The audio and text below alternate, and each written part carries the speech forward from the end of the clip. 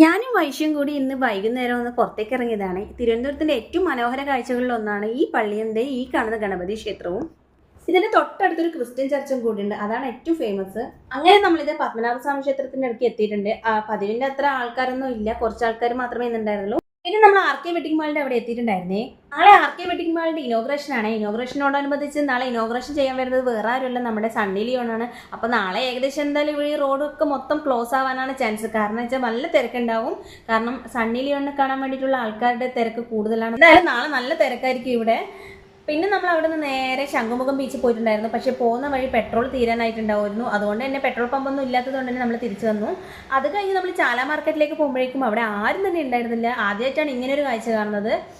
പിന്നെ നമ്മളിത് നേരെ മ്യൂസിയത്തിൽ പോകാമെന്ന് വിചാരിച്ചു. അവിടെ മ്യൂസിയത്തിൽ പോയപ്പോഴും അവിടെയും ആരും ഉണ്ടായിരുന്നില്ല. കാരണം ഇന്ന് ഫുൾ ഹർത്താൽ പോലെയായിരുന്നു, ആൾക്കാരൊക്കെ നല്ല കുറവായിരുന്നു. പിന്നെ നടക്കാൻ വന്ന കുറച്ച് ആൾക്കാർ മാത്രമേ ഉണ്ടായിരുന്നുള്ളൂ. അവിടുന്ന് ഞാനും വൈശും കുറേ സമയം അങ്ങോട്ടും ഇങ്ങോട്ടും തേരാപ്പാര നടന്നിട്ടുണ്ടായിരുന്നു. അതും കഴിഞ്ഞ് നേരെ എന്താ പറയുക, മ്യൂസിയത്തിൻ്റെ ഉള്ളിലേക്ക് പോകാൻ വേണ്ടി പോവാണ്. മ്യൂസിയത്തിൻ്റെ അടുത്തേക്ക് എത്തിയപ്പോഴേക്കും അവിടെ ഒന്നും ഭയങ്കര എന്താ പറയുക, ഇരുട്ട് മൂടിയ അവസ്ഥയായിരുന്നു. കാരണം ഇന്ന് ആരും ഉണ്ടായിരുന്നില്ല. ഇന്ന് പതിവിലും ആൾ കുറവായിരുന്നു. കുറച്ച് ആൾക്കാർ അവിടെ ഇവിടെയാക്കി തെന്നി ഇരുന്നിട്ടുണ്ടായിരുന്നു. പിന്നെ നമ്മൾ അവിടെ നിന്ന് ഓരോരോ ഫോട്ടോസും വീഡിയോസും അങ്ങനെയൊക്കെ എടുത്ത് പിന്നെ അവിടെ കുറച്ച് സമയം ഇരിക്കാമെന്ന് വിചാരിച്ചു. അങ്ങനെ ലേസും കഴിച്ച് അവിടെ ഇരിക്കാമെന്ന് കരുതി.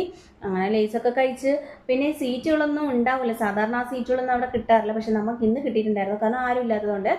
അവിടെ നിന്ന് നമ്മൾ ഇനി നേരെ വീട്ടിലേക്ക് പോകണം. നല്ല മഴക്കാറിൻ്റെ പുറത്ത് വരുന്നു. അപ്പോൾ അതിന് മുന്നേ വീട്ടിലെത്തണം.